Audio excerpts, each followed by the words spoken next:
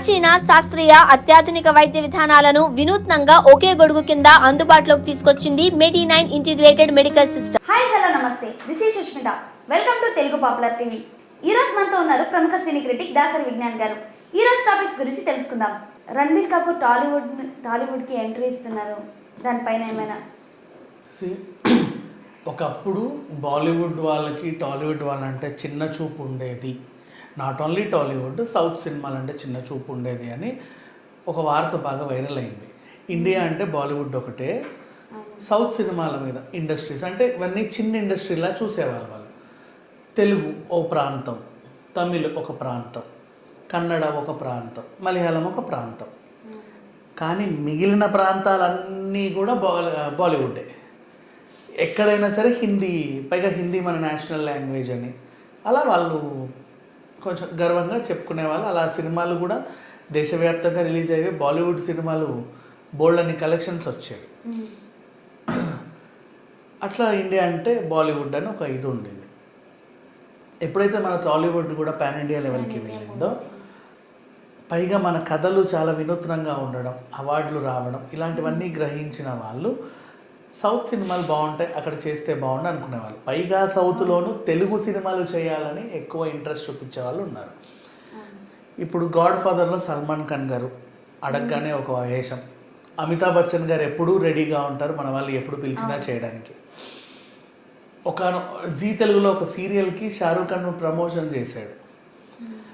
And అలాగే డియోల్ ఇప్పుడు villain పాత్రలు వేసుకుంటూ పిచ్చా బిజీ అయిపోయాడు. అంటే ఒకప్పుడు చెప్పాడు, మా ఆవిడ పాకెట్ మనీతో బతికేవాడిని, నేను శాలరీతో బతికేవాడిని, ఇప్పుడు చూడండి నా రాత మార్చాడు తెలుగు డైరెక్టర్ అని. అండ్ అలాగే అజయ్ దేవగన్ గారు ఇప్పుడు కూడా అతని మీద 300 కోట్లు 200 కోట్లు బడ్జెట్ పెట్టి సినిమా తీసే నిర్మాతలు ఉన్నారు ఈ రోజు కూడా. తను స్టార్ హీరోనే అక్కడ, కానీ మనకు అడగగానే క్యారెక్టర్స్ చేసి వెళ్తూ ఉన్నాడు. క్యారెక్టర్ ఇప్పుడు ట్రిపుల్ క్యారెక్టరే కదా. సంజయ్ దత్ గారు ఇప్పటికీ పెద్ద హీరోనే అక్కడ, మన దగ్గర క్యారెక్టర్లో చేస్తారు.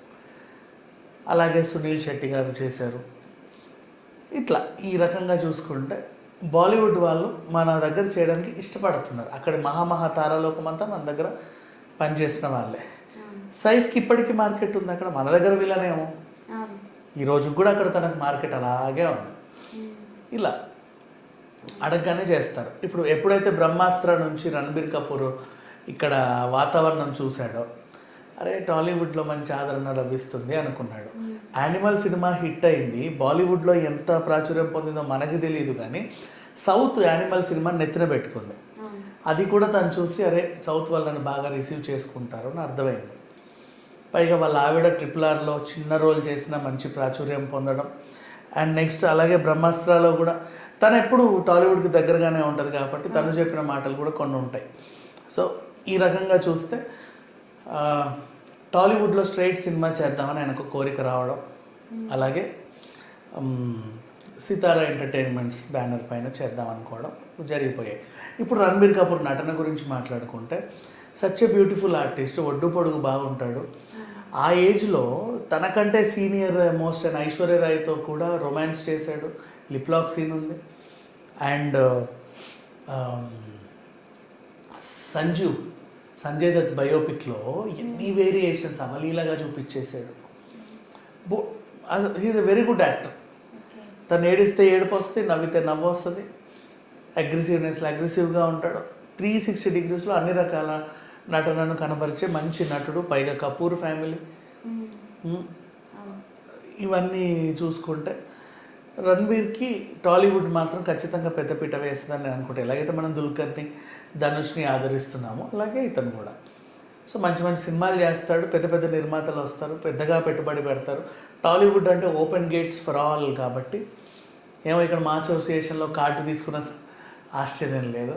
బోల్డ్ అనే సినిమాలు అయితే చేస్తాడు. ఖచ్చితంగా రణబీర్ కపూర్ ఇండియా లెవెల్లో హిట్ అవుతాడని నా అభిప్రాయం. డైరెక్టర్ అలాంటిది ఏమైనా తెలుసు?